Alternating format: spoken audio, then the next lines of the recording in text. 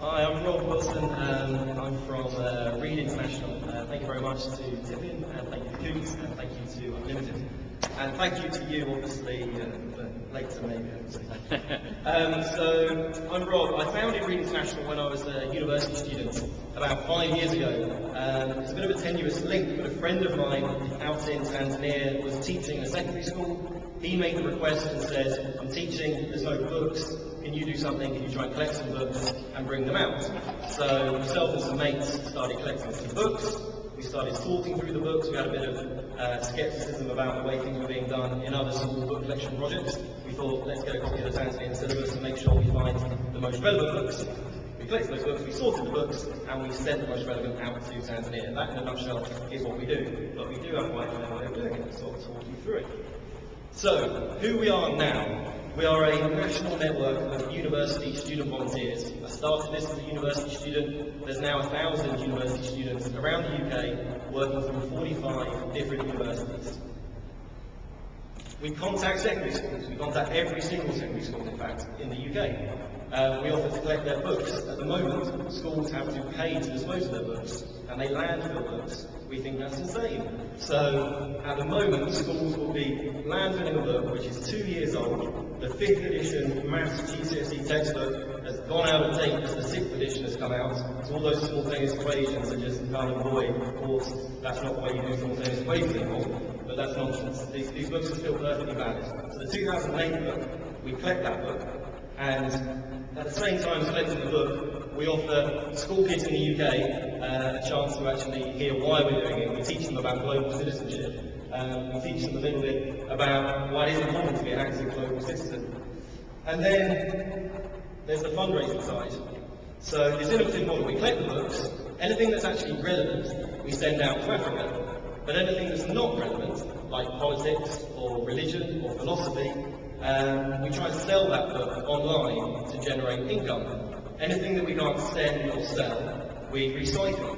We get about 3 pence for every single book that we recycle. So it's quite a clever model, but it doesn't bring in enough money for us to be a true social business. We still need charitable support.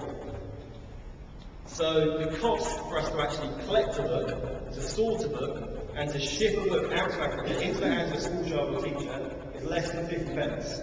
The actual value of a book out in East Africa would be selling on the marketplace for about 11 or 12 pounds.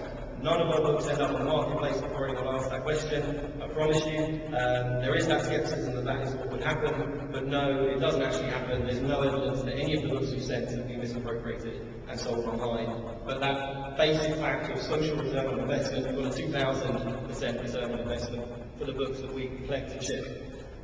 So it's not self-sufficient to actually sell the books that aren't relevant. So we use this network of 1,000 volunteers to also do fundraising. It costs 50 pence per book. There's a lot of people in this room, so I expect there to be, I don't know, there's 200 people, so let's hope for at least 100 quid at the end of the night. Everyone can put 50p in a pot, I'm sure, but maybe we can get some more. So students do fundraising, they throw themselves out of aeroplanes, they do sponsored runs, whatever it takes to collect enough money. But again, that doesn't quite make us self-sufficient. We still need trusts, foundations, and individual supporters for us to top up the pot. Which schools we visit? We visit the schools that need them most. So we again started as students. It was about getting to the hard-to-reach places, getting to the places that some of our name them, some of the bigger charities might not get to in their fancy 4x4s. We thought we'd actually get to some of the really hard-to-reach places, even the local government haven't got to, and we would visit those schools with books.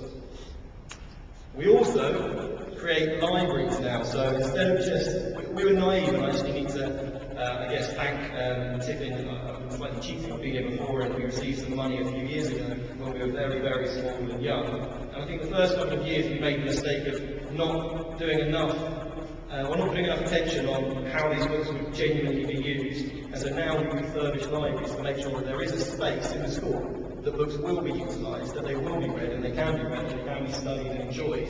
So we refurbish libraries now in the schools that we work in, and we also buy local books from local publishers so that there's a locally relevant reading book in the hands of a school child, not just a maths textbook that's pretty dry and dull, and frank, but it's very important. So who benefits? The kids out in East Africa obviously that largely benefit. At the moment, the the books that are there, it's normally sort of 15 kids to a book. The average amount spent on a school child per year in the UK is about £6,000. Out in East Africa, it's close to £60. So we're able to put the books into the hands of the kids that need them. Now, this very clever model, we've managed to basically piggyback on the excess capacity of the corporate world, and that's, I think, why we've really grown so much in the last couple of years, where there is a lot of excess capacity. DHL do free shipping for us around the UK, they give us a big discount on international freight. The wonderful people at KPMG give us free office space out in East Africa. Big Yellow Storage give us free storage space wherever we need it. Staples let stationery for us wherever we need, or wherever they have stores. Waterstones let books for us. British Airways give us free or discounted flights. There's a lot of different corporate supporters there that help us create a truly unique model. So we've sent more than 500,000 books so far. We started as a small project sending 25,000 books. On Tuesday next week, I'm absolutely shattered, by the way. I've been in a warehouse all day and all of yesterday. It's very hands-on. And next Tuesday, we're shipping 500,000 books. So we're doubling the number of books that we've sent so far. It's just growing and growing and growing as more and more students get involved and want to support us. Thank you very much.